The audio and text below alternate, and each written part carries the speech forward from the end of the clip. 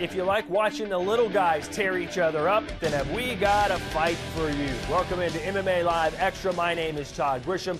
This weekend, Johnson-Benavidez tries for the second time to knock off Demetrious Johnson in Sacramento. It is for the UFC Flyweight Championship. To discuss that fight and others headed our way, we welcome in our MMA experts from Los Angeles, California, Josh Gross, and from Las Vegas, Nevada, Sin City, Brett Okamoto. Brett, Johnson-Benavidez fought a close battle in their first fight a year ago in September, with Mighty Mouse getting the split decision victory. Who do you feel has the mental edge heading into their rematch?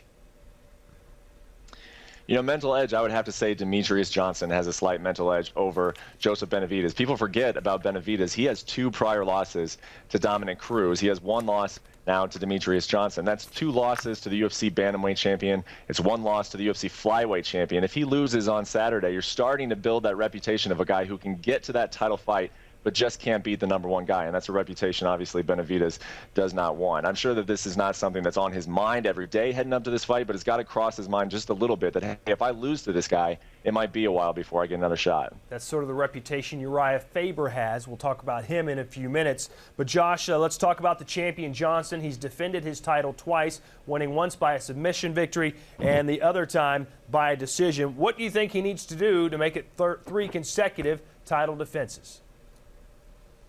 Well, I keep on doing what you're doing, and he knows that. I talked to him on my podcast last week, very confident that what he's done in the past will work for him in the future. He's not concerned too much about Joseph-Benavidez. He's tested Benavidez, and he's pushed him, and he figured out he can take him down, he can control him, he can do the things that he wants to do in a fight to win a fight. So I don't feel like he's coming into this contest overly concerned about his challenger. You know, it's about his movement and his footwork and his speed. And it's on Joseph-Benavidez really to find the answer, not Demetrious Johnson to change stuff up. Brett, Benavidez has been on a tear, 3 consecutive wins. What does he need to do differently this time against Johnson in order to get the victory? Well, I think the first thing he has to do is just settle down a little bit. The first time these guys fought, Joe was so tight. He was so wound up. He was putting a lot behind his punches. And when you do that against a guy who's as quick as Demetrious Johnson, you're just playing into his hands. Johnson had a field day counterpunching Joseph-Benavidez in that first fight. Joe was chasing him around the cage. He's got to be a little bit more intelligent about doing it this time, and I think that he will. He's got a new striking coach that he didn't have the first time around, Dwayne Ludwig. I'm sure that that's something they've been working on. You got to throw straight punches against Demetrious Johnson. You just got to catch up to him. You got to touch him before you can start thinking about knocking him out. Well, it's time to make our predictions, or at least you two do. I don't have to. We start with you, Josh. Who do you think wins this flyweight world title bout?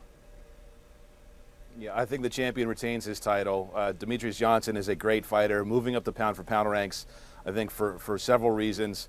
Brett's right on Benavidez. Too much pressure. Dwayne Ludwig acknowledged that. He wanted it too bad. We'll see if he can overcome those mental games, but I don't think so. I like the champion. Brett?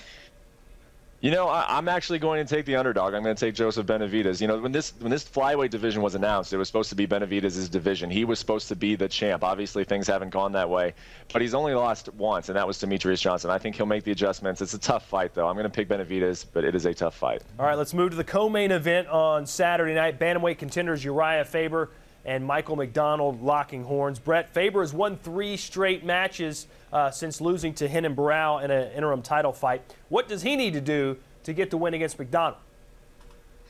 I think he's got to take Michael McDonald down. Uriah Faber is a very well-rounded fighter. He's a good striker, but at his core, he's still a guy who wants to wrestle you, out-grapple you, and submit you, and especially Michael McDonald. McDonald might be the absolute best boxer in this division. His combinations are slick. His head movement is good. He generates a lot of power. I don't think Faber wants to stand with a guy that dangerous for 15 minutes, so he'll be looking for a takedown. He will strike to set up the takedown, but I believe he'll be going for him whenever he has a chance. I don't think he's going to be able to do it, though. McDonald has great takedown defense. He's very athletic. I'm picking McDonald in this fight. Straight out of the gate, Brett with a prediction. It's pretty bold. How about you, Josh? What does McDonald need to do to beat Uriah Faber? Yeah, I think all the things Brett said, rely on his boxing, defend takedowns. Faber is at his best when he's grappling and scrambling.